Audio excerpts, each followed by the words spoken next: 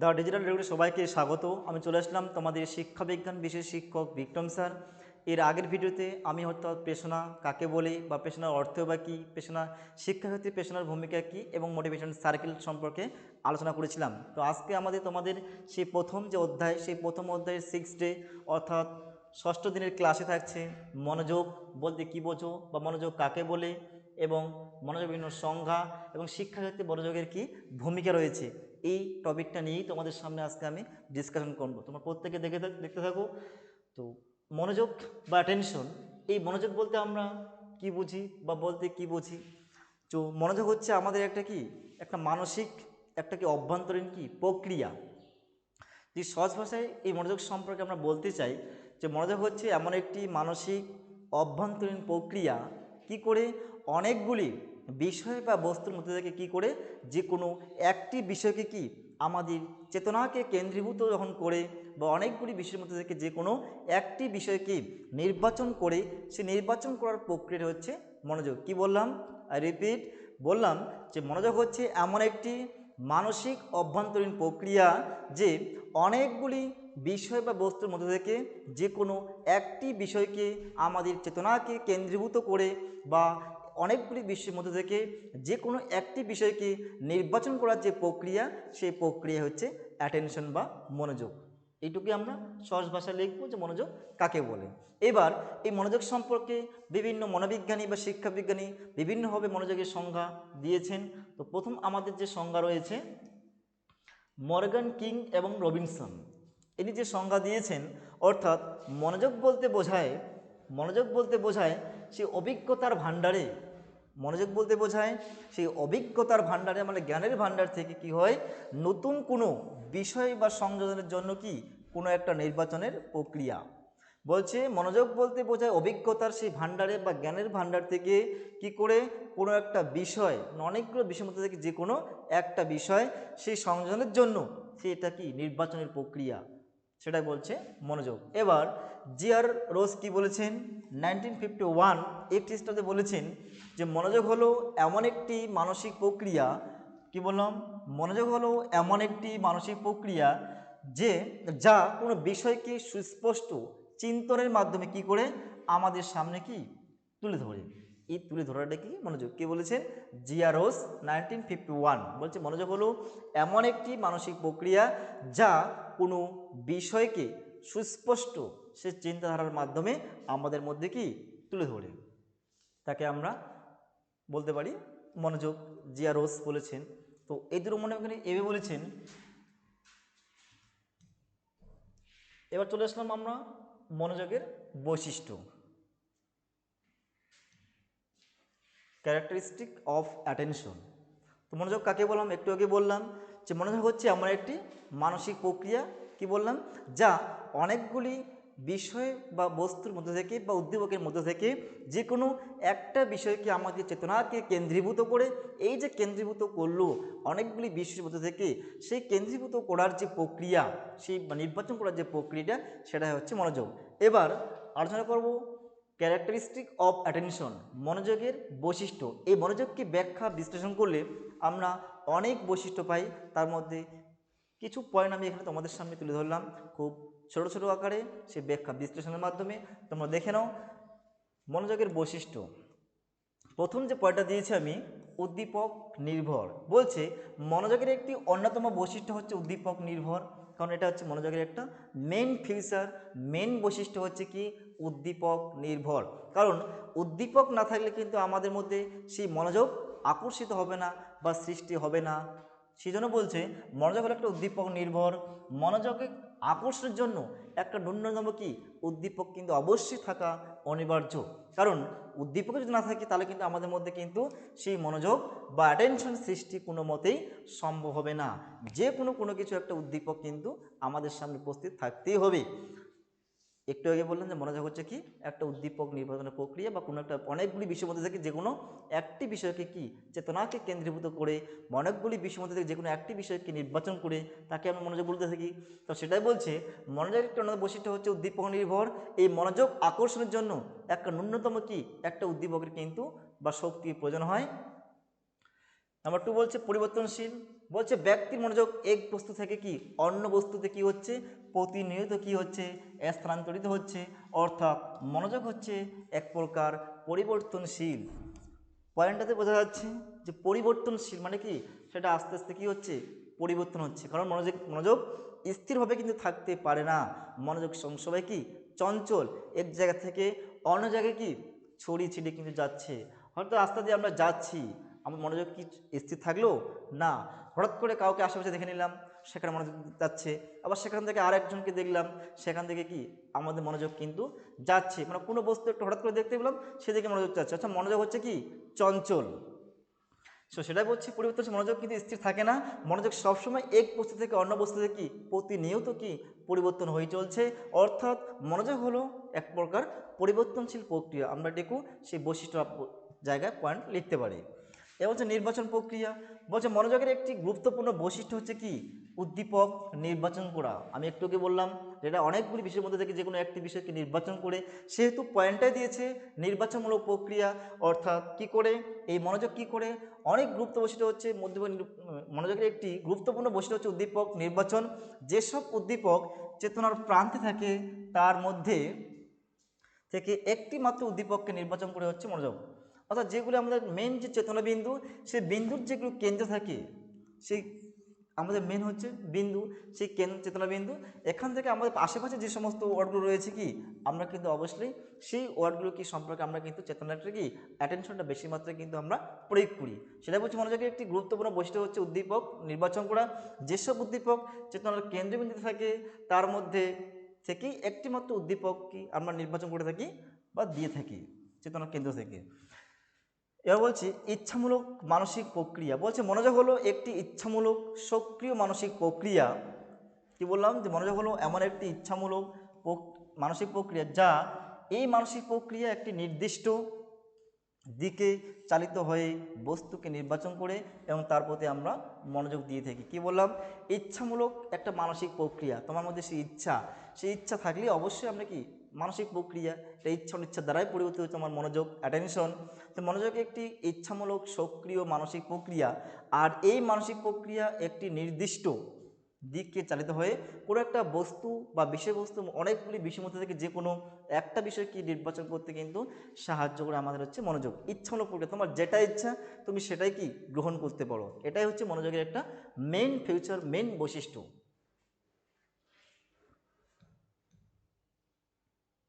5 নম্বর point দেখে নাও, দেওয়া আছে উদ্দেশ্যমূলক। মনোযোগের 5 নম্বর যে পয়েন্ট রয়েছে উদ্দেশ্যমূলক। বলছে মনোযোগ হলো উদ্দেশ্যমূলক। অবশ্যই মনোযোগ হচ্ছে উদ্দেশ্যমূলক, কারণ কোনো একটা উদ্দেশ্য থাকবে, তার জন্য কি আমরা সেই বিষয়বস্তুর প্রতি কি আমরা ধ্যান দিব বা মনোযোগ দিব। এবার কোনো উদ্দেশ্যই থাকলো না সেই বস্তুটার দিকে, তাকে আমরা কিন্তু মনোযোগ দিতে আমরা কিন্তু পারবো না। তো সেটাই বলছি মনোযোগ হলো উদ্দেশ্যমূলক।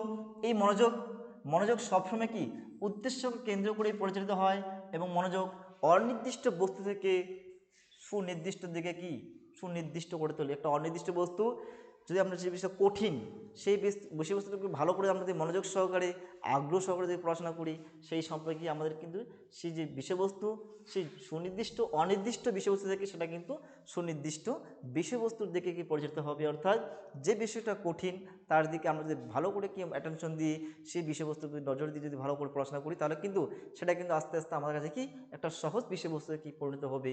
যেটা হচ্ছে উদ্দেশ্যমূলক প্রক্রিয়া। ষষ্ঠ হচ্ছে ক্ষণস্থায়ী। বলছে মনোযোগ একটি অন্যতম বৈশিষ্ট্য হচ্ছে ক্ষণস্থায়ী প্রকৃতির। অর্থাৎ আমরা কোনো বস্তু বা ঘটনার প্রতি বেশিক্ষণ কিন্তু মনোযোগ দিতে কিন্তু পারি না।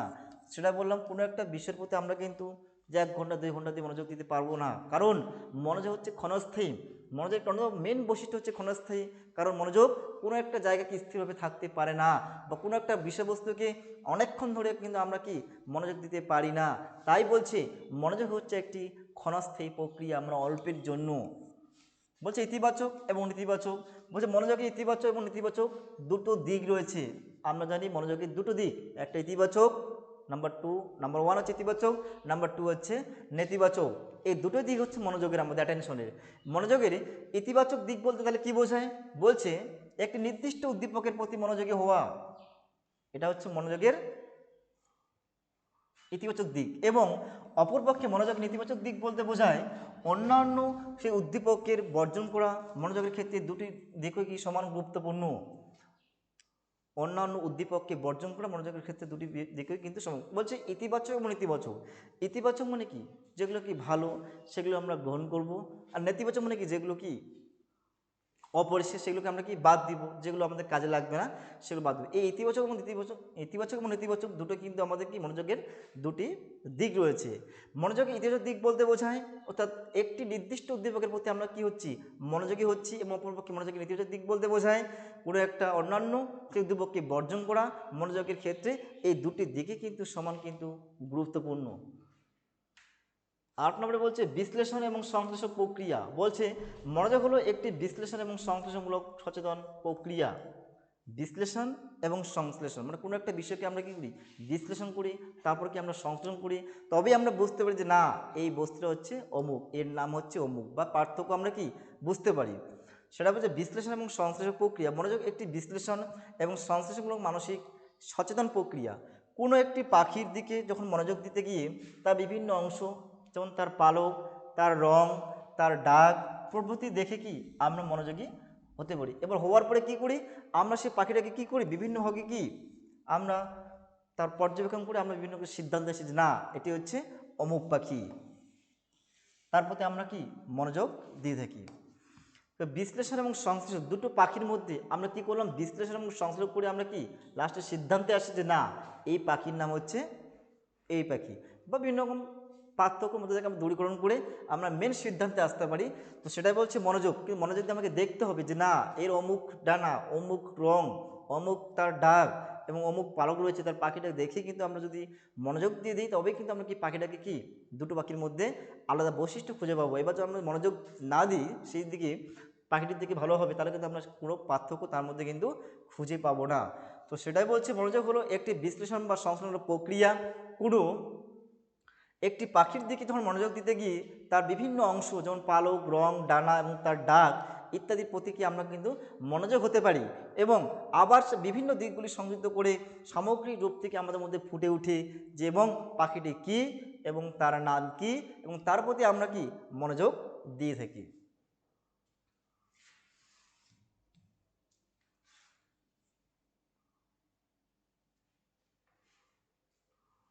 এবার হলো মনোযোগের বৈশিষ্ট্য, মনোযোগের নির্ধারক, ডিটারমাইন্স অফ অ্যাটেনশন। এই মনোযোগের নির্ধারক বা শর্ত, নির্ধারক বা শর্ত, এই যে নির্ধারক বা শর্তগুলিকে আমরা তিনটি ভাগে ভাগ করতে পারি। কোনো কোনো বই দুটো আছে, কোনো কোনো বই তিনটা আছে। তো মেন হচ্ছে আমাদের তিনটে ভাগেই পড়তে হবে, যে মনোযোগের নির্ধারক বা শর্ত। পরীক্ষা যেভাবে আসুক যে মনোযোগের নির্ধারকগুলি কী কী, যে কোনো দুটি নির্ধারক সম্পর্কে আলোচনা করো। তিনটা নির্ধারক আসবে না, তিনটা নির্ধারক অনেকটা প্রশ্নটা কি বড় হয়ে যাচ্ছে, এজন্য তিনটা নির্ধারক আসে না। পরীক্ষা আসবে যে মনোযোগ বলতে কী বোঝো, মনোযোগের নির্ধারকগুলি কী কী, যে কোনো দুটি নির্ধারক সম্পর্কে ব্যাখ্যা করো বা আলোচনা করো, এইভাবেই প্রশ্ন আছে। তো মনোযোগের তিনটা নির্ধারক, এই সাধারণভাবে যে শর্তগুলি বস্তু নির্বাচনের ক্ষেত্রে সহায়তা করে সেগুলি হলো মনোযোগের নির্ধারক বা শর্ত। মনোবিজ্ঞান মনোযোগের নির্ধারকগুলিকে দুটি ভাগে ভাগ করে। অর্থাৎ মনোযোগ, এই যে আমরা নির্ধারক মনোযোগ দিচ্ছি, এই মনোযোগ দেওয়ার পিছনে তিনটা কারণ রয়েছে। অর্থাৎ মনোযোগ বিভিন্ন রকম হতে পারে, একটা বস্তুগত বা ব্যক্তিগত নির্ধারক, আর একটা বস্তুগত বা বাহ্যিক নির্ধারক, আর ব্যক্তিগত মানে হচ্ছে অভ্যন্তরীণ, এরই অপর নাম। আর একটা রয়েছে দৈহিক বা শারীরিক নির্ধারক। নাম্বার 3 নাম্বার রয়েছে কি দৈহিক বা শারীরিক নির্ধারক। দৈহিক বা শারীরিক নির্ধারক, এই মনোযোগের তিনটা নির্ধারক রয়েছে। কি বললাম, এক নম্বর বললাম বস্তুগত বা ব্যক্তিগত, আর একটা দৈহিক বা শারীরিক, এই তিনটা ভাগে আমরা আলোচনা করব। বস্তুগত বা বাহ্যিক নির্ধারক, আর একটা ব্যক্তিগত বা অভ্যন্তরীণ নির্ধারক, এবং দৈহিক বা শারীরিক শর্ত। তাহলে মনোযোগকে আমরা কটা ভাগে ভাগ করলাম, মেন হচ্ছে তিনটা ভাগে আমরা মনোযোগকে নির্ধারক বা শর্তগুলিকে তিনটা ভাগে ভাগ করলাম।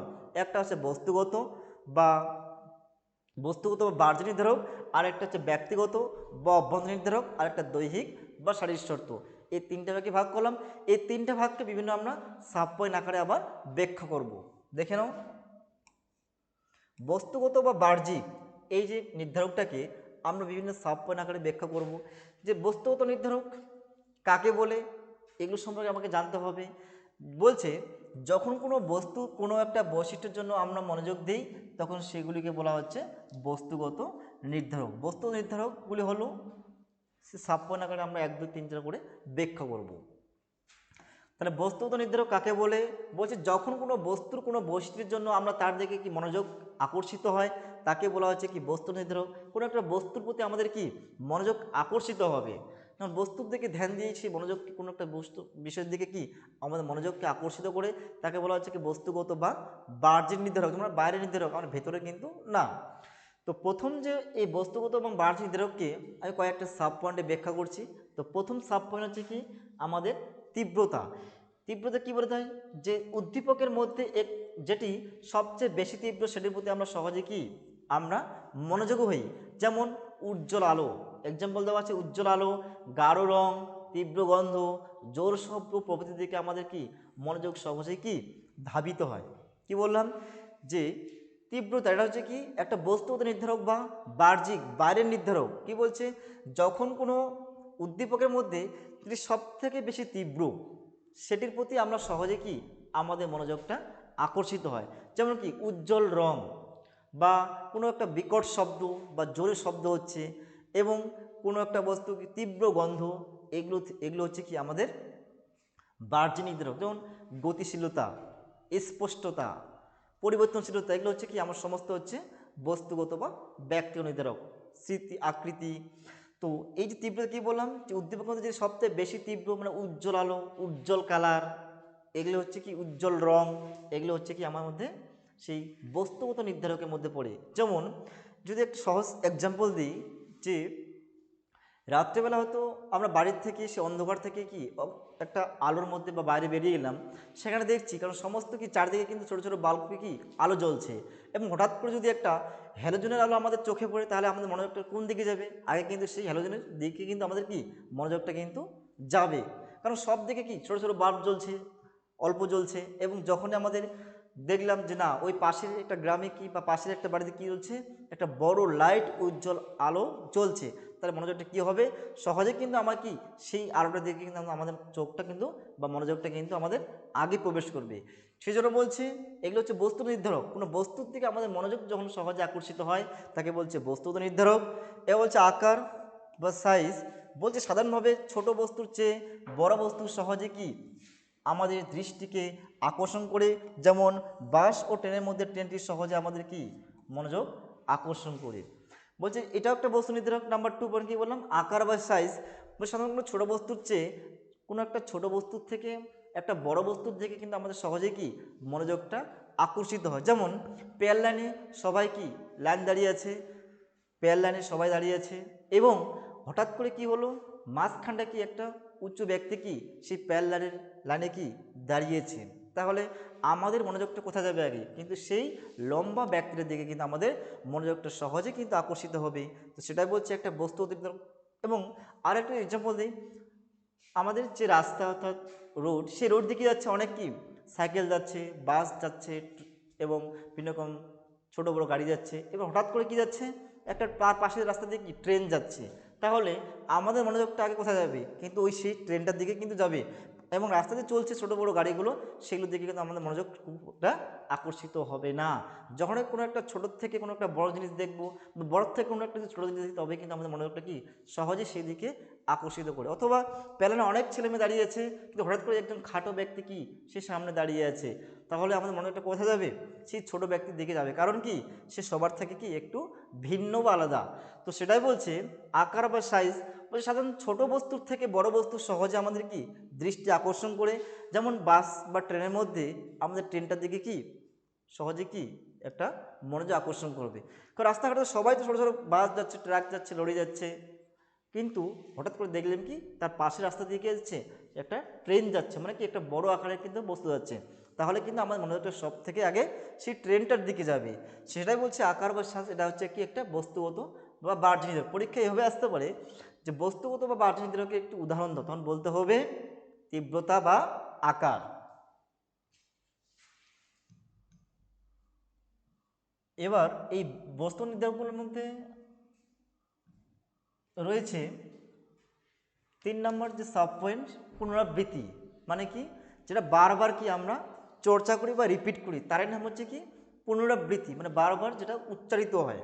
বলছে পুনরাবৃত্তি মনোযোগের একটি অন্যতম শর্ত বা নির্ধারক। এই যে পুনরাবৃত্তি বা বারবার আমরা চর্চা করছি, বারবার অনুশীলন করছি, এটা কি একটা বস্তুগত নির্ধারক। কোনো একটি উদ্দীপক বারবার যখন কি ঘটে, পুনরাবৃত্তি ঘটলে আমাদের মনোযোগ সেদিকে কিন্তু চালিত হয়। শিক্ষক মহাশয় যখন কোনো একটি বিষয় বারবার ব্যাখ্যা করেন, তখন কিন্তু শিক্ষার্থীদের মনোযোগ কিন্তু কি সেই বিষয়ের দিকে কি ধাবিত হয়। বলছে কোনো একটা বিষয় যদি বারবার যদি আমাদের সামনে যদি উপস্থাপিত করা হয়, তাহলে কিন্তু আমাদের মনোযোগটা সবসময় কি তার দিকে কিন্তু যাবে। যেমন কোনো শিক্ষক মহাশয় ক্লাসে কি একই কথা কি বারবার কি করছেন, রিপিট করছেন, তার মানে কি মনোযোগটা কিন্তু সহজে কিন্তু আমাদের ওই দিকেই যাবে। অথবা আমি রাস্তা দিয়ে সকালবেলা স্কুলে যাচ্ছি বা টিউশনে যাচ্ছি, হঠাৎ করে পিছন থেকে কি হলো, একটা ব্যক্তি কি ডাকলো যে আমাকে বাঁচাও শব্দ বলে, আমি কিন্তু অতটা কি ধ্যান দিব না, অর্থাৎ কে ডাকলো, একবার ডাকলো, আমি অতটা কি দেখলাম, একটু ঘুরিয়ে কিন্তু অতটাও মনোযোগ দিলাম না।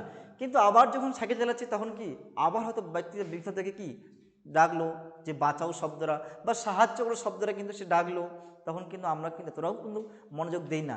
আবার যখন সাইকেল চালা স্টার্ট করলাম, তখন কিন্তু আবার সে ব্যক্তিরা কি পিছন থেকে বলছে সাহায্য করো বা বাঁচাও, তারপরে কি আমরা কিন্তু সেদিকে একটু হলেও কি একটু মনোযোগ দিব, যে দেখি তো এই ব্যক্তিরা বারবার একই কথা কি বারবার সে উচ্চারণ করছে, বাঁচাও বা সাহায্য শব্দটা কেন বলছে, হয়তো কোনো কি বিপদে পড়ছে, আমাকে সেখানে গিয়ে কি একটু দেখতে হবে, অবজার্ভ করতে হবে যে কেন ডাকছে, সে কেন বারবার বলছে সাহায্য করো বাঁচা শব্দরা। তাহলে কি এটা হচ্ছে আমাদের কি এক প্রকার বস্তুগত নির্ধারকের মধ্যে কিন্তু পড়ে কিন্তু পুনরাবৃত্তি শব্দটা। এবার বলছে পরিবর্তনশীল, চেঞ্জ, পরিবর্তনশীল। বলছে উদ্দীপকের মধ্যে আকস্মিক কোনো পরিবর্তন হলে আমাদের মনোযোগ সেদিকে কিন্তু চলে যায়। যেমন নিস্তব্ধ পরিবেশ, হঠাৎ কেউ রেগে উঠলে আমরা কি তার প্রতি কিন্তু মনোযোগ দিই। বলছে পরিবর্তনশীল, তো উদ্দীপকের মধ্যে আকস্মিক কোনো একটা কি পরিবর্তন হয়ে যায়, কিন্তু সেই মনোযোগ কিন্তু আমাদের কিন্তু সেই দিকে কিন্তু চলে যায়, সেই পরিবর্তনের দিকে চলে যায়। অর্থাৎ নিস্তব্ধ পরিবেশে হঠাৎ করে কেউ রেগে গেলে বা হঠাৎ করে সেখানে চুপচাপ শান্ত পরিবেশ, সেখানে হঠাৎ করে একটা কি বিকট শব্দ হলো, তার মানে কি মনোযোগটা কিন্তু আমাদের সেই শব্দ দিকে কিন্তু চলে যাবে, মানে কি সেই অবস্থা কি হচ্ছে পরিবর্তন হচ্ছে। তো সেটাই বলছি, উদ্দীপকের আকস্মিক কোনো পরিবর্তন হলে আমাদের মনোযোগ কিন্তু সেই দিকে চলে যায়, এবং নিস্তব্ধ পরিবেশে হঠাৎ কেউ রেগে উঠলে আমরা তার প্রতি কিন্তু মনোযোগ দিই বা টেনশন হয়। সেটা বলছে পরিবর্তনশীল। এবার হচ্ছে নতুনত্ব। বলছে নতুনত্ব মনোযোগের একটি কি অন্যতম নির্ধারক হচ্ছে কি নতুনত্ব। তাই নতুন কোনো বিষয় আমাদের মনোযোগকে কী করে আকর্ষণ করে, যেমন নতুন পোশাক, নতুন বই, নতুন দেশ আমাদের আকৃষ্ট করে।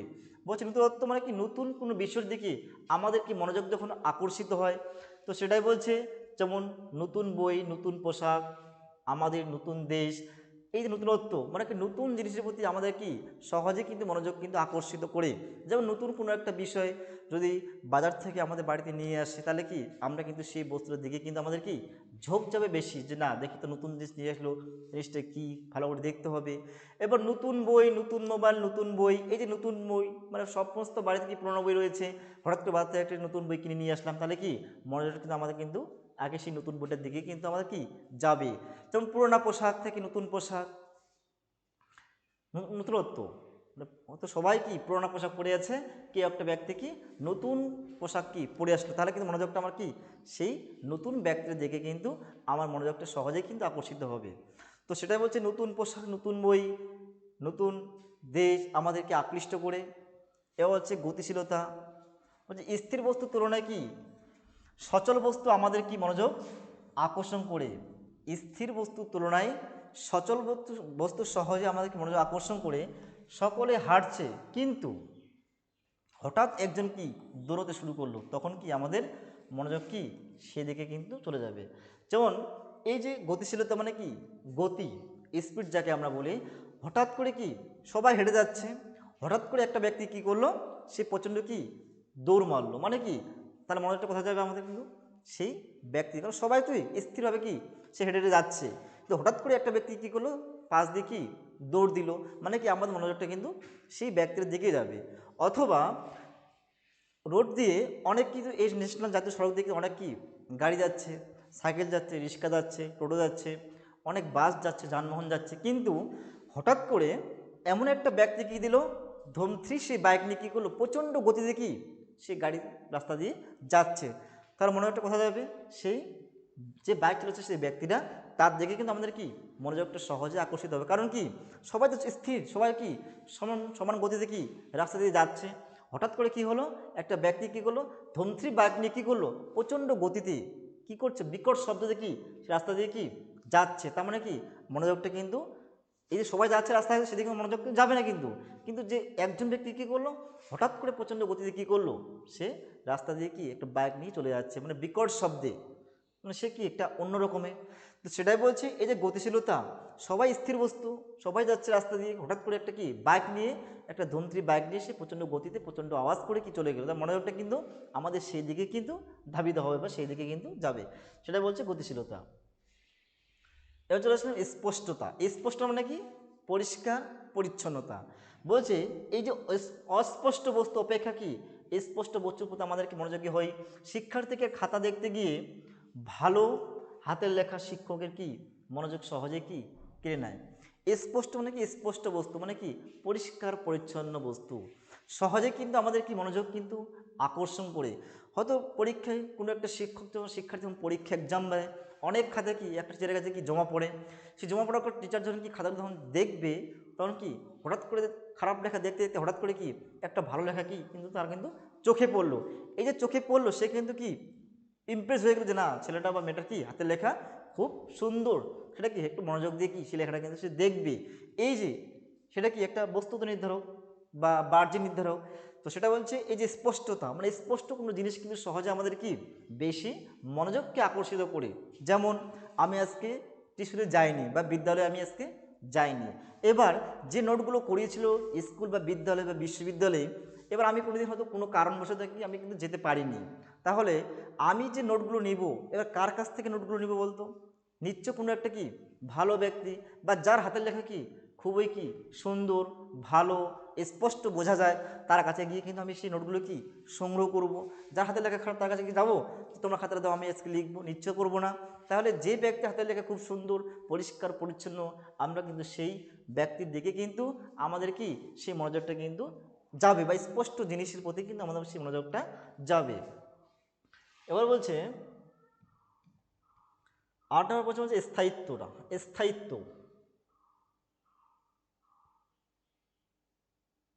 স্থায়ী কি বলছে,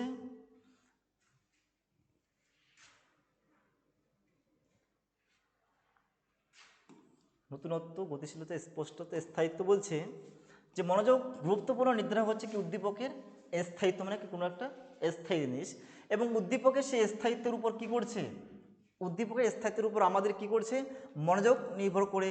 আমরা আমাদের যদি কেউ বারবার কি ডাকতে থাকি, তখন কিন্তু আমরা তার প্রতি কি আমরা মনোযোগ দিয়ে থাকি। এটা একটা স্থায়িত্ব, মানে কি একই জায়গায় কি সে অবস্থান করছে। বলছে এমন একটা দিনে হঠাৎ করে প্রত্যেক দিন একই সময়ে আমাদের বাড়ির পাশে কি সে রাস্তায় কি একটা গাড়ি কি রেগুলার, সে গাড়িটা কি একই টাইমে একই সময়ে কি এসে কি দাঁড়িয়ে থাকে। হয়তো একদিন দাঁড়িয়ে থাকলো, আমরা কিন্তু কি অতটা কি মনোযোগ দিলাম না। যদি একই টাইমে 4 দিন 5 দিন বা 1 সপ্তাহ ধরে যদি রেগুলার একই টাইমে সেই গাড়িটা যদি এসে একই জায়গায় কি দাঁড়িয়ে থাকে, নিশ্চয়ই আমরা কি একটু সন্দেহ কিন্তু হবে যে আচ্ছা গাড়িটা কেন রেগুলার আসে, প্রত্যেক দিন গাড়িটা কেন আসে, কেন ওখানে থাকে একই টাইমে একই ব্যক্তি, নিশ্চয় আমাদের মধ্যে কিন্তু সেই কিন্তু কৌতূহলটা কিন্তু আসবে। মাকে বা বাবাকে বলবো যে মা দেখো তো এই গাড়িটা কি রেগুলার কিন্তু আমাদের বাড়ির পাশে কি রেগুলার সেই গাড়িটা কিন্তু আসছে, কেন আসছে।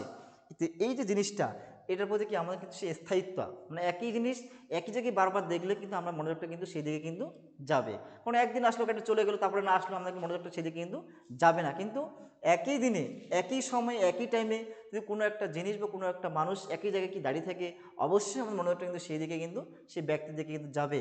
তো এটা হচ্ছে একটা কি বাহ্যিক নির্ধারক স্থায়িত্ব।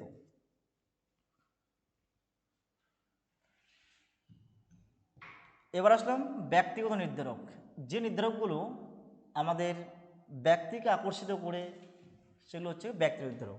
বলছে ব্যক্তি নির্ধারক কাকে বলে, বস্তু নিজস্ব বৈশিষ্ট্য ছাড়াও আমরা এর আগে যেগুলো আলোচনা করলাম সেগুলো হচ্ছে কি বস্তুগত বা বাহ্যিক নির্ধারক, এটা হচ্ছে ব্যক্তিগত নির্ধারক। বলছে বস্তু নিজস্ব বস্তু ছাড়াও অনেক সময় কি আমাদের আন্তরিক অবস্থা ও চাহিদা এবং মনোযোগের সে বস্তু নির্বাচনে কি সাহায্য করে। যে বিশেষ মানসিক অবস্থা মনোযোগকে নির্ধারক হিসেবে কাজ করে সেগুলিকে হচ্ছে ব্যক্তিগত নির্ধারক। যেগুলোকে ব্যক্তির মধ্যে থাকে, আমাদের দেহের ভিতরে থাকে বা অভ্যন্তরীণ নির্ধারক যাকে আমরা বলতে পারি। ব্যক্তিগত মানে হচ্ছে অভ্যন্তরীণ, যেগুলো আমাদের ভেতরে মনের ভিতরে বা অভ্যন্তরে যেগুলো থাকবে সেগুলো হচ্ছে আগ্রহ বা ইন্টারেস্ট। যে আগ্রহ হলো মনোযোগের একটি অন্যতম কি ব্যক্তিগত নির্ধারক। কারণ আগ্রহ কোথা থেকে, আমাদের কিন্তু শরীরের ভেতরে থাকে কিন্তু আগ্রহ। ব্যক্তি যে বিষয়ে আগ্রহী সেই কিন্তু সে বিষয়ে কি হয় মনোযোগ দিয়ে থাকে। অর্থাৎ সকালে সংবাদপত্র পাওয়ার পর যাদের রাজনীতির প্রতি আগ্রহ তারা কিন্তু সেই রাজনীতি খবরের দিকের প্রতি কিন্তু তার আগে কি ঝোঁক থাকবে বা মনোযোগ দেয়। কি বললাম, আগ্রহ বললাম মানে ইন্টারেস্ট, এটা কি একটা অভ্যন্তরীণ বা কি নির্ধারক, ব্যক্তিগত, মানে আমার মনের ভিতরে যেটা থাকছে সেটা কি বলবো আগ্রহ। যে আগ্রহ হচ্ছে মনোযোগ একটা ব্যক্তিগত নির্ধারকের একটা প্রথম যে পয়েন্ট সেটা হচ্ছে কি ব্যক্তিগত নির্ধারক। কারণ ব্যক্তি যে বিষয়ে আগ্রহী কিন্তু সে বিষয়ে কিন্তু সে মনোযোগ দিয়ে থাকে। এবার সকালে সংবাদপত্র পাওয়ার পর যাদের রাজনীতির দিকে আগ্রহ সে কিন্তু রাজনীতির বিষয়ের খবরের প্রতি কিন্তু তার কি একটা ঝোঁক থাকবে। যেমন আগ্রহ, সবারই তো আগ্রহ রয়েছে, আগ্রহ থেকেই তো মনোযোগ সৃষ্টি হয়। এবার আগ্রহ প্রত্যেক দিন হয়তো সকালে কি যার যেটা আগ্রহ, তো সকালে কারো খবরের কাগজ পড়ার আগ্রহ। এবার খবরের কাগজ আমি হাতে পেলাম, কিন্তু পাওয়ার পর আমার আগ্রহ কি, আমার মনোযোগ কোথায় থাকবে, যেদিকে মনোযোগ থাকবে। কারো খেলার দিকে কি মনোযোগ থাকে, তাহলে আমি পেপারটা খুলে কিন্তু আমাকে কি ওই খেলার দিকে কিন্তু যেতে হবে, যে কোথায় খেলার কি দিয়েছিল লিখেছিল সেদিকে কিন্তু মনোযোগ দেবে। আবার যে রাজনীতিবিদ, যে রাজনৈতিক খবরকে ভালোবাসে তার মনোযোগ কিন্তু সেই রাজনৈতিক খবরগুলো কোথায় রয়েছে সেদিকে কিন্তু কি সেই খবরগুলো যাবে। আবার যে খেলার প্রতি ধ্যান রয়েছে সে কিন্তু খেলার প্রতি তার কি পেপারটা খুলে কিন্তু তার আগে কিন্তু সেই খেলার দিকে কি ঝোঁক যাবে বা মনোযোগ যাবে। তো সেটাই বলছে আগ্রহ এক এক রকমভাবে হয়, অন্যভাবে হয়। যে মনোযোগটা অন্য ব্যক্তিগত বা নির্ধারক, ব্যক্তি যে বিষয়ে আগ্রহ ব্যক্তি কিন্তু সেই বিষয়ের প্রতি কিন্তু তার মনোযোগ আগে কিন্তু যাবে। যেমন সকালে সংবাদপত্র পাওয়ার পর যাদের রাজনীতির প্রতি আগ্রহ তারা কিন্তু সে রাজনীতির প্রতি কিন্তু তারা কি মনোযোগটা আকর্ষণ করে। পেপারে যে হেডলাইনগুলো থাকে না, দেখা যাচ্ছে খেলার সম্পর্কে থাকে, রাজনীতির সম্পর্কে থাকে, আর বিভিন্ন রকম খেলাধুলার সম্পর্কে থাকে, এই মনোযোগটা কিন্তু আমাদের প্রথমে কিন্তু তাদের দিকে কিন্তু যাবে, যার যেটা ইচ্ছা। এ বলছে প্রবৃত্তি, বলছে প্রবৃত্তির তাড়নায় আমরা অনেক সময় কি বিশেষ কোনো বস্তুর প্রতি কি আমরা মনোযোগ দিয়ে থাকি, এবং ক্ষুধার প্রবৃত্তির জন্য কি আমরা খাদ্য বস্তুর প্রতি কি আমরা মনোযোগ দিয়ে থাকি। বলছে প্রবৃত্তি, যে প্রবৃত্তির তাড়নায় কি আমরা অনেক সময় কি বিশেষ কোনো বস্তুর প্রতি মনোযোগ আমরা দিয়ে থাকি। যেমন ক্ষুধার এই প্রবৃত্তি, আমরা ক্ষুধা নিবৃত্তির জন্য আমরা কি করি, খাদ্যর দিকে কিন্তু আমরা কি মনোযোগ বা ঝোঁক দিয়ে থাকি। তো এটা হচ্ছে কি একটা ব্যক্তিগত নির্ধারক, শরীর চাহিদা মেটানোর জন্য আমরা কি খাদ্যটাকে কি গ্রহণ করি। এটা মনোপ্রকৃতি, বলছে মনোপ্রকৃতি হলো মনোযোগের একটি কি গুরুত্বপূর্ণ একটা নির্ধারক। বিভিন্ন মনোপ্রকৃতি বা বৈশিষ্ট্যের জন্যই কী হয়ে থাকে, ব্যক্তি বিভিন্ন ধরনের কি বস্তুর প্রতি মনোযোগ দিয়ে থাকে। ধার্মিক ব্যক্তির কী করে, সে ধর্মীয় আলোচনা করে এবং ধর্মীয় পুস্তক, ধর্মস্থানের প্রকৃতি প্রভৃতিতে কী করে তারা মনোযোগী, মনোপ্রকৃতির সেন্টিমেন্ট মনোযোগের মধ্যে। যে মনোযোগ হলো ব্যক্তি মনোপ্রকৃতি ব্যক্তির কি একটা অন্যতম গুরুত্বপূর্ণ নির্ধারক। এই মনোপ্রকৃতি বিভিন্নভাবে হয়ে থাকে। কেউ যারা ধার্মিক তার ধর্ম নিয়ে আলোচনা করে, আবার যারা ধর্মীয় পাঠ্যপুস্তক তারা কি সেই বিষয়ে তার মনোযোগ আগে যাবে, এবং ধর্মস্থানের প্রকৃতি তার যে বৈশিষ্ট্য সম্পর্কে তারা কি মনোযোগী হয়, এটা বলছে মনোপ্রকৃতির বৈশিষ্ট্যের মধ্যে। এ হচ্ছে সেন্টিমেন্ট। সেন্টিমেন্ট হলো অর্জিত জৈব কি একটা মানসিক প্রবণতা। এই জৈব মানসিক প্রবণতা ব্যক্তিকে বিভিন্ন বস্তুর প্রতি কি মনোযোগ দিতে কি সাহায্য করে। সেন্টিমেন্ট মানে কি মনে কোনো কি আঘাত লাগে সেন্টিমেন্ট। যদি কোনো একটা বন্ধুর সঙ্গে আমরা থাকছি বা বন্ধু থাকছি, তখন হঠাৎ করে কি কোনো একটা ব্যক্তি এসে যদি কি আক্রমণ করে, মানে কি ওর বন্ধুকে আক্রমণ করলো, মানে কি আমার মধ্যে কি একটা সেন্টিমেন্ট লাগবে। বা হিন্দু এবং মুসলিম সে দুটো ধর্ম রয়েছে সেখানে, কিন্তু ধর্ম নিয়ে যদি বিবাদ করি তাহলে কি সেই বস্তুটা কি আমার কিন্তু সেন্টিমেন্টে কি লেগে যাবে। সেটা বলছে মনোযোগ কি করে, যে অর্জিত জৈব মানসিক প্রবণতা যা কী করে মানসিক প্রবণতা ব্যক্তিকে বিভিন্ন বস্তুর প্রতি কি একটা মনোযোগী হতে সাহায্য করে। এ বলছে অভ্যাসে কি বলছে, যে অভ্যাসে বশবর্তী হয়ে আমরা বিশেষ বিশেষ কি বস্তুর প্রতি কি মনোযোগ দিয়ে থাকি। যার সকালে চা খাওয়ার মনোযোগ অভ্যাস আছে সে কিন্তু ঘুম থেকে উঠে কিন্তু সে কি চায়ের প্রতি কি মনোযোগ দেয়। তো এই যে মনোযোগ হচ্ছে কি একটা অভ্যাসগত প্রক্রিয়া, যার যেটা অভ্যাস রয়েছে। কেউ বিশেষ বস্তুর প্রতি আমরা মনোযোগ দিয়ে থাকি, যেমন সকালে যার চা হওয়ার ইচ্ছা সে কিন্তু আগে কিন্তু সকালবেলা উঠে কিন্তু সে চায় আগে খাবে, তারপরে বাদ বাকি কাজগুলো কিন্তু পরে করবে।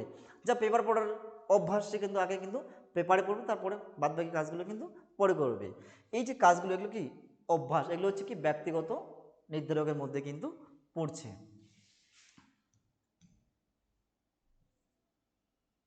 এবার 6 নম্বর যে পয়েন্টে রয়েছে ব্যক্তিগত নির্ধারকের মধ্যে রয়েছে ব্যক্তিগত অভিজ্ঞতা। বলছে পূর্ব অভিজ্ঞতা আমাদের মনোযোগ নির্ধারণে সহায়তা করে, এবং নাবিক তার পূর্ব অভিজ্ঞতা থেকে কি করে সমুদ্রের কোনো স্থানটিতে গেলে তা বিপদ হতে পারে তা জানে, এবং সেই স্থানটির প্রতি সবসময় কি মনোযোগ দিয়ে থাকে। একটা নাবিক যখন কি সে সমুদ্রে কিন্তু নৌকা চালায়, সে জানে যে সে কোন দিকে গেলে তার কি নির্দিষ্ট কি লক্ষ্যবস্তুতে কি পৌঁছতে পারবে, বা কোন দিকে গেলে সে কি বিপদ আনার আশঙ্কা তার কম থাকবে, এবং কোন দিকে গেলে সে বিপদ আসতে পারে, সেই সমস্ত জেনে কি করে সে একটা নাবিক কিন্তু তার সম্পর্কে কি নলেজ কিন্তু রয়েছে। তো সেটা বলছে পূর্ব অভিজ্ঞতা আমাদের মনোযোগ নির্ধারণে কিন্তু সহায়তা করে। আগের যে অভিজ্ঞতা সেই অভিজ্ঞতা থেকে কি করে আমাদের মনোযোগ কি আকর্ষিত সাহায্য করে, যে নাবিকরা তার পূর্ব অভিজ্ঞতা থেকেই তারা জানতে পারে যে সমুদ্রের কোন স্থানটিতে গেলে আমাদের কি বিপদ আসবে না বা বিপদ আসতে পারে, তার জন্য কি করে সে নাবিকটি কী করে তার স্থানটা কি করে পরিবর্তন করে। এটা হচ্ছে মনোভাব। বলছে যে মনোযোগের একটি অন্যতম নির্ধারক হচ্ছে মনোভাব। যেসব বিষয় বা ঘটনার প্রতি আমাদের কি ইতিবাচক মনোভাব থাকে, সেই সকল বিষয়ের প্রতি আমরা কি সহজে কিন্তু মনোযোগ দিয়ে থাকি। মনোভাব বলছে মনোযোগ হচ্ছে মনোযোগের একটি কি গুরুত্বপূর্ণ একটা ব্যক্তিগত নির্ধারক। বলছে যে সেই সকল বলছে যে সকল কি ইতিবাচক মনোভাব থাকে সেদিকে কি আমরা মনোযোগটা সহজে কিন্তু আকর্ষিত, যেগুলো ইতিবাচক সেদিকে আমরা মনোযোগটা সহজে কিন্তু আকর্ষিত হবে না। তো এই হচ্ছে ব্যক্তিগত নির্ধারক। আর একটা নির্ধারক রয়েছে দৈহিক বা শারীরিক শর্ত। 3 নম্বর যে নির্ধারকটা রয়েছে দৈহিক বা শারীরিক নির্ধারক।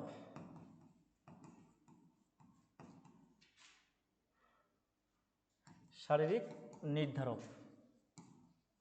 এই নির্ধারককে আমরা আবার 3টে সাব পয়েন্টে ভাগ করি। যে সময় নির্ধারক কি শারীরিক বা আকার ভঙ্গিতে কি আমাদের মনোযোগ কি সহজে কি আকর্ষিত করে, তাকে আমরা কি বলছি শারীরিক নির্ধারক। 1 নম্বর পয়েন্ট হচ্ছে জ্ঞানেন্দ্রিয় সমূহকে নিবদ্ধ করা। জ্ঞানেন্দ্রিয় সমূহকে নিবদ্ধ করা, জ্ঞানেন্দ্রিয় সমূহকে নিবদ্ধ করা। বলছে কোনো একটা বিষয় যখন আমরা কোনো একটা বিষয় বা দিকে মনোযোগ দিব, সেই মনোযোগটা কী হবে আমাদের যে জ্ঞানেন্দ্রিয় অর্থাৎ 5টা যে ইন্দ্রিয় রয়েছে সেই ইন্দ্রিয়গুলো কিন্তু আমাদের কিন্তু অ্যাক্টিভ থাকতে হবে। তাহলে কিন্তু আমরা কি সেই বিষয়বস্তুর প্রতি কি আমরা কিন্তু অনেকটা কি মনোযোগ দিতে পারবো, এবং মনোযোগ দিলে কি হবে আমার মধ্যে কি বিভিন্ন রকম যে শারীরিক যে পরিবর্তনগুলো লক্ষ্য হচ্ছে সেগুলো কিন্তু অটোমেটিক কি চলে আসবে।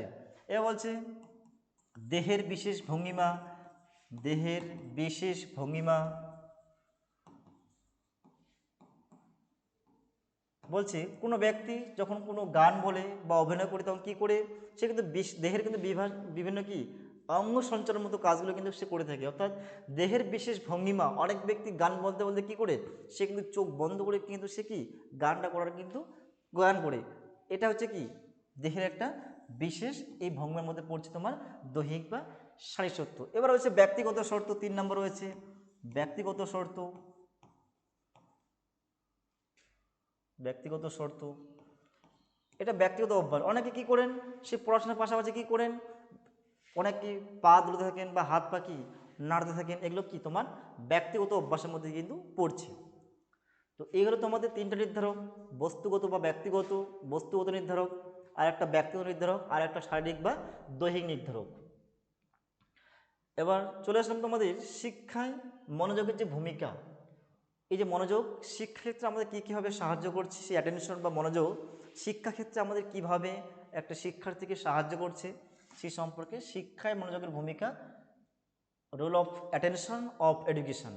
বলছে মনোযোগ শিক্ষার্থীর মধ্যে শিক্ষাকালীন মানসিক কি সক্রিয়তা বৃদ্ধি করতে সহায়তা করে, এবং মনোযোগের দ্বারাই কি আত্মপ্রচেষ্টামূলক শিক্ষণ সম্ভব হয়। মনোযোগ শিক্ষার্থীকে কোনো একটা বিষয় স্পষ্টতা এবং বোধগম্যতার সাহায্যে কী করে শিক্ষায় মনোযোগের কী করে ভূমিকা খুবই গুরুত্বপূর্ণ। শিক্ষাক্ষেত্রে মনোযোগের যে ভূমিকা সেগুলো নিচে আলোচনা করা হলো, খুব ছোটো ছোটো পয়েন্টে ব্যাখ্যা বিশ্লেষণ করে দিচ্ছি। বলছে শিক্ষায় মনোযোগের ভূমিকা, যে শিক্ষা গ্রহণ করতে গেলে আমাদের এই মনোযোগ কিভাবে আমাদেরকে সাহায্য করে বা একটা ব্যক্তিকে বা একটা শিক্ষার্থীকে সেই সম্পর্কে প্রথম যে পয়েন্টটা দেওয়া আছে বিষয়বস্তু স্পষ্ট বৃদ্ধি। বলছি মনোযোগের মাধ্যমে কি হয়, শিক্ষার্থী বিষয়বস্তু স্পষ্ট এবং নিখুঁত জ্ঞান বৃদ্ধিতে কি সাহায্য করে। কারণ মনোযোগ দিয়ে কোনো বিষয় অধ্যয়ন করলে সেই বিষয় সম্পর্কে আমাদের কি পরিষ্কার একটা ধারণা হয়। তো বললাম বিষয়বস্তু স্পষ্টতা, কোনো একটা বিষয়বস্তু সম্পর্কে আমাদের স্পষ্টতা বা নিখুঁত কি জ্ঞান অর্জন হয়। সেই বিষয়বস্তু সম্পর্কে কী করে আমরা পরিষ্কার একটা ধারণা যখন পাবো, তার মধ্যে কি আমাকে ভালো করে কি এই অ্যাটেনশন দিয়ে সেই বিষয়বস্তুকে অধ্যয়ন করতে হবে, ভালো করে সেই নোটটি কি পড়তে হবে, তবে আমরা কি সেই থেকে কি বিভিন্ন সেই বিষয়বস্তু সম্পর্কে কী বলবো আমরা স্পষ্ট কি একটা ধারণা কি আমার মধ্যে কিন্তু বৃদ্ধি হবে। যদি আমরা মনোযোগ দিয়ে সেই নোটটি মুখস্থ না করি বা সেই বইটি না পড়ি, তাহলে কিন্তু সেই যে বিষয়বস্তু থেকে আমরা কিন্তু এই যে বিষয়বস্তু স্পষ্ট কিন্তু আমরা ধারণা কিন্তু পারবো না। তো সেটাই বলছে কোনো একটা বিষয়ে বা কোনো একটা কাজ করার সময় আমাদের অবশ্যই কি সেই কাজটার প্রতি কি মনোযোগ দিয়ে অ্যাটেনশন দিয়ে সেই কাজটা কিন্তু করতে হবে। না হলে কিন্তু আমরা সেই বিষয়বস্তু সম্পর্কে যে স্পষ্ট ধারণা, সেই স্পষ্ট ধারণা কিন্তু আমরা পাবো না। তো সেটাই বলছে যে স্পষ্ট এবং নিখুঁত ধারণা জ্ঞান বৃদ্ধির সাহায্য হচ্ছে মনোযোগ। কারণ মনোযোগ দিয়ে কোনো বিষয় অধ্যয়ন করলে সেই বিষয় সম্পর্কে কি পরিষ্কার একটা কি ধারণা পাওয়া যায় বা স্পষ্ট ধারণা পাওয়া যায়। এবার যে জ্ঞানমূলক বিকাশ ত্বরান্বিত করা, তোমার যে জ্ঞানের ভাণ্ডার কী করে বিকশিত করে, বলছে মনোযোগ জ্ঞানমূলক বিকাশকে কী করে ত্বরান্বিত করে, অর্থাৎ কোনো বিষয় সম্পর্কে সে স্পষ্টতা জ্ঞান তার কি জ্ঞানের বিকাশে অনেক বেশি করে কি সাহায্য করে। যেমন জ্ঞানেন্দ্রিয়ের কি সক্রিয়তা বৃদ্ধি, এটা পরের পয়েন্ট। তো জ্ঞানমূলক বিকাশ ত্বরান্বিত কী বলছে, এই যে জ্ঞান তোমার মধ্যে জ্ঞানের বিকাশকে কি ত্বরান্বিত করছে, তোমার মধ্যে সেই জ্ঞান কি করছে, যদি তুমি ভালো করে কি সেই বিষয়বস্তুকে অধ্যয়ন করো, ভালো করে তুমি মনোযোগ সহকারে কি সেই বিষয়বস্তুকে অধ্যয়ন করো, তবে কিন্তু তোমার মধ্যে কী হবে, তোমার মধ্যে যে জ্ঞানের যে ভাণ্ডার কী হবে আস্তে আস্তে কি ডেভেলপ হবে বা বিকাশ লাভ করবে। এবার 3 নম্বর পয়েন্টে কি বলছে যে জ্ঞানেন্দ্রিয় সক্রিয়তা বৃদ্ধি, তোমার জ্ঞানেন্দ্রিয় যে অ্যাক্টিভনেস, সেই অ্যাক্টিভনেস কী করতে বৃদ্ধি করতে বলছে মনোযোগের ফলে কি হয়, জ্ঞানেন্দ্রিয়গুলি সক্রিয় হয়ে বলছে মনোযোগ, তুমি যদি কোনো একটা বিষয়তে মনোযোগ দাও, তবে কিন্তু তোমার কী হবে বলতো, তোমার মধ্যে যে জ্ঞানেন্দ্রিয় যে অ্যাক্টিভ, এই যে জ্ঞানেন্দ্রিয় কোনগুলো চক্ষু কর্ণ নাসিকা জিহ্বা ত্বক, এই 5টা যে জ্ঞানেন্দ্রিয় রয়েছে, সেই জ্ঞানেন্দ্রিয় কী হবে তোমার মধ্যে অ্যাক্টিভ মানে সক্রিয়তা কি বৃদ্ধি পাবে, এবং মনোযোগের ফলে কি হবে জ্ঞানেন্দ্রগুলি সক্রিয় হয়ে উঠবে, এবং অনেক বেশি সময় সংখ্যক কি সে বিষয় কি স্মৃতিতে কি ধরে রাখা কিন্তু আমাদের সম্ভব হবে। তো কোনো একটা বিষয় অধ্যয়ন করার ক্ষেত্রে বা কোনো একটা বিষয় পড়ার ক্ষেত্রে কিন্তু আমরা অবশ্যই কি সেই বিষয়বস্তু কি মনোযোগ সহকারে এবং পড়তে হবে। আর মনোযোগ দিলে কি হবে, তোমার জ্ঞানেন্দ্র কি হলে সক্রিয় হবে, এবং সক্রিয় হলে কি হবে সেই বিষয়বস্তুর সম্পর্কে আমরা কি করব, বিভিন্ন যে তথ্য পাবো সেই তথ্যগুলো আমাদের কি স্মৃতিতে কি অনেক দিন ধরে কি ধরে রাখা সম্ভব হবে। জ্ঞানমূলক দিকে ত্বরান্বিত। এবার বলছে পারদর্শিতা বৃদ্ধি করা, যে মনোযোগ শিক্ষার্থী কী করে বা ব্যক্তি কী করে পারদর্শিতা বৃদ্ধিতে সহায়তা করে। অবশ্যই মনোযোগ কী করে একটা শিক্ষার্থীর মধ্যে কি তার যে দক্ষতা, তার যে পারদর্শিতা কোনো একটা বিষয়, সেই পারদর্শিতা কী করে বৃদ্ধিতে সহায়তা করে, বা কোনো একটা বিষয় যখন আমরা চর্চা করব তখন কি সেই বিষয়ের সম্পর্কে কী হবে আমাদের পারদর্শিতা কি অবশ্যই বৃদ্ধি হবে, দক্ষতা অবশ্যই বিষয় সম্পর্কে। কিন্তু দক্ষতা হতে গেলে তোমাকে কী করতে হবে, সেই বিষয় বা বস্তু কী করতে হবে মনোযোগ সহকারে কি অ্যাটেনশন সহকারে কি পড়াশোনা করতে হবে। এবার আমরা যদি কোনো একটা বিষয় বা বস্তুকে বা অ্যাটেনশন দিয়ে পড়াশোনা না করি, তাহলে কিন্তু আমরা কি সেই বিষয়বস্তু সম্পর্কে আমাদের যে পারদর্শিতা সেটা কিন্তু কোনো মধ্যে কি বৃদ্ধি পাবে না। তো এই আমার মধ্যে সেই পারদর্শিতা বৃদ্ধি করতে হলে কী করতে হবে, জ্ঞান দক্ষতা আমাদের বাড়তে কী করতে হবে, কোনো একটা বিষয় সম্পর্কে ভালো করে সেই বিষয়বস্তু কি আমাদেরকে মনোযোগ দিয়ে পড়তে হবে। মনোযোগ দিয়ে পড়লেই আমাদের মধ্যে সেই যে পারদর্শিতা, সে বিষয়ের প্রতি পারদর্শিতা, সেই পারদর্শিতা কিন্তু আমাদের মধ্যে কিন্তু অটোমেটিক চলে আসবে। যেমন কোনো একটা সাবজেক্ট নিয়ে সমস্যা বা এডুকেশন নিয়ে পারদর্শিতা, কি অঙ্ক নিয়ে পারদর্শিতা, বা আমরা কি ওকে ভালো করে কি মনোযোগ সহকারে সে অঙ্ক বিষয়টা পড়েছিল, এই জন্য অঙ্কের কোনো কি সে অনেক তার মধ্যে জ্ঞান দক্ষতা বা তার মধ্যে পারদর্শিতা অঙ্কের পারদর্শিতা বৃদ্ধি পেয়েছে। মানে কি কোনো একটা বিষয় বা বস্তু কী করতে ভালো হবে কি আমাকে অধ্যয়ন করতে হবে মনোযোগ সহকারে, তবেই কিন্তু আমরা কি আমাদের মধ্যে সেই বিষয়টি সম্পর্কে পারদর্শিতা অটোমেটিক কিন্তু বৃদ্ধি পাবে। এটা হচ্ছে সহজাত প্রবৃত্তির বিকাশ, বলছে মনোযোগ ব্যক্তির সহজাত এবং প্রবৃত্তির সে বিকাশে গুরুত্বপূর্ণ ভূমিকা পালন করে থাকে। এই সহজাত প্রবৃত্তির ফলে বিকাশের ফলে কি ব্যক্তির বিভিন্ন ধরনের কি বিকাশ ঘটে থাকে। বলছে মনোযোগ ব্যক্তির যে সহজাত, তোমার মধ্যে যে সহজাত প্রবৃত্তি কী করে বিকাশে গুরুত্বপূর্ণ ভূমিকা পালন করেছে মনোযোগ, আর এই সহজাত প্রবৃত্তির বিকাশের ফলে কি হবে ব্যক্তির মধ্যে বিভিন্ন দিকই বিকাশ, যেমন দৈহিক বিকাশ, মানসিক বিকাশ, সামাজিক বিকাশ, প্রাপ্তিক বিকাশ, আধ্যাত্মিক বিকাশ, এই সমস্ত বিকাশগুলিকে অটোমেটিক আমাদের মধ্যে কিন্তু জাগ্রত হবে এই মনোযোগের ফলে। পঞ্চম পয়েন্টে বলছে বিচার ক্ষমতা বৃদ্ধি। মনোযোগের একটি গুরুত্বপূর্ণ যে শিক্ষাক্ষেত্রে যে ভূমিকাগুলো রয়েছে তার মধ্যে বিশেষ একটি গুরুত্বপূর্ণ ভূমিকা হচ্ছে কি বিচার ক্ষমতা কি বৃদ্ধি।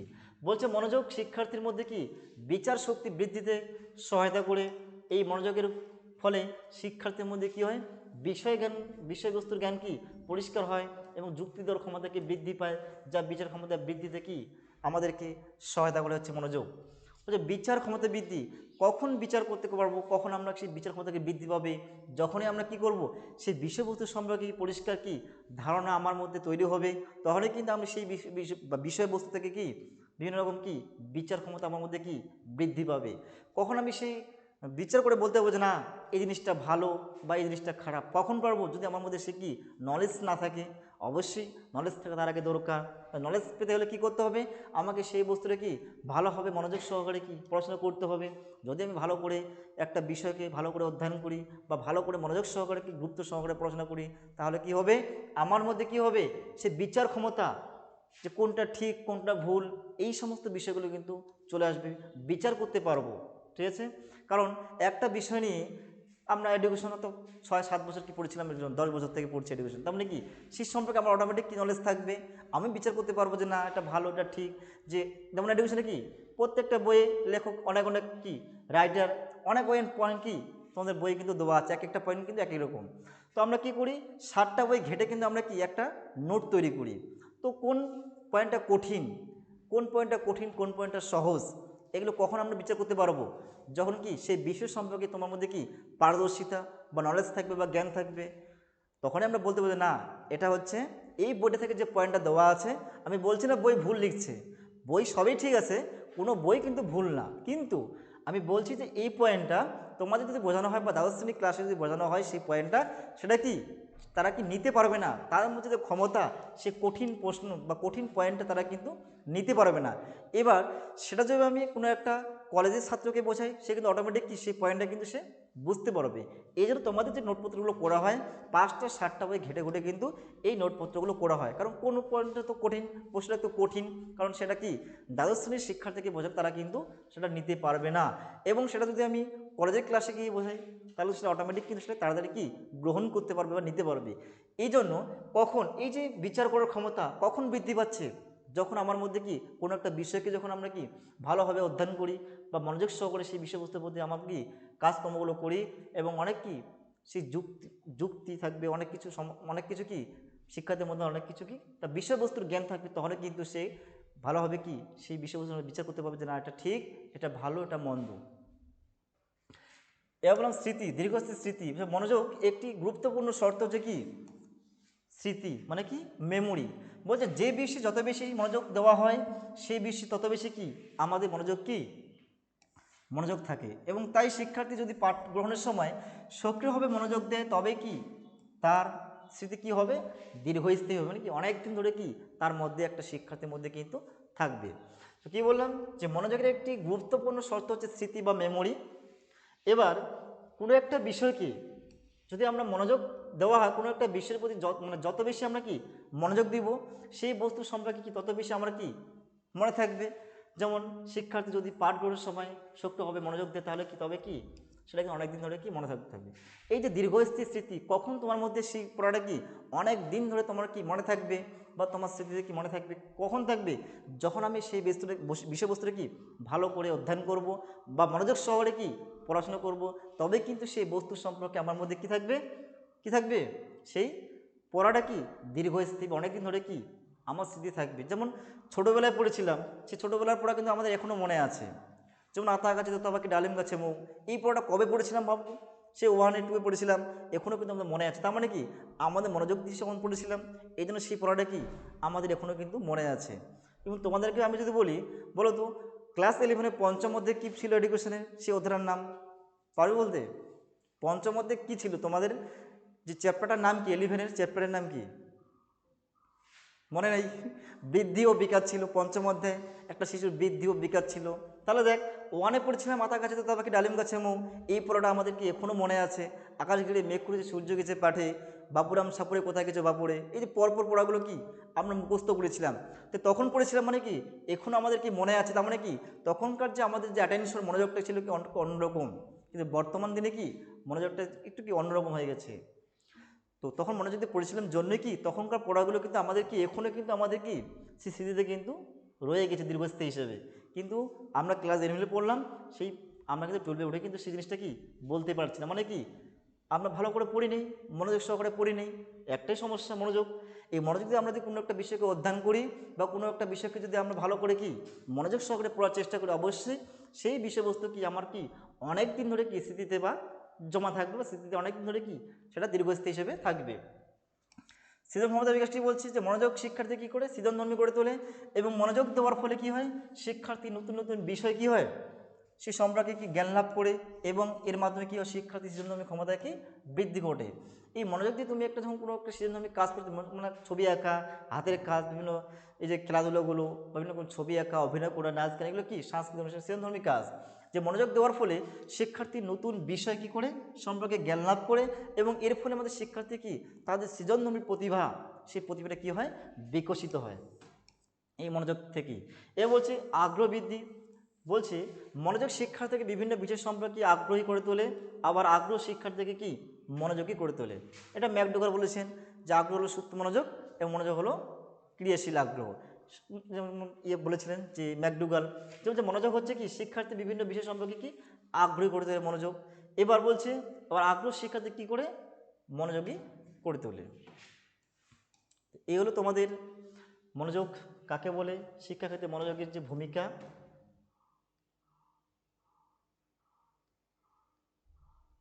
তো আজকের ক্লাস এখানেই থাকলো। এরপরে তোমাদের যদি দুটো পার্ট রয়েছে, যেমন স্পের মানে দ্বিতত্ব উপাদান এবং থার্স্টনের বহুতত্ব উপাদান, এই দুটো নোট নিয়ে এরপরে নেক্সট ভিডিওতে আলোচনা করব। তো আজকের ক্লাস আমি এখানেই সমাপ্ত করলাম। ধন্যবাদ।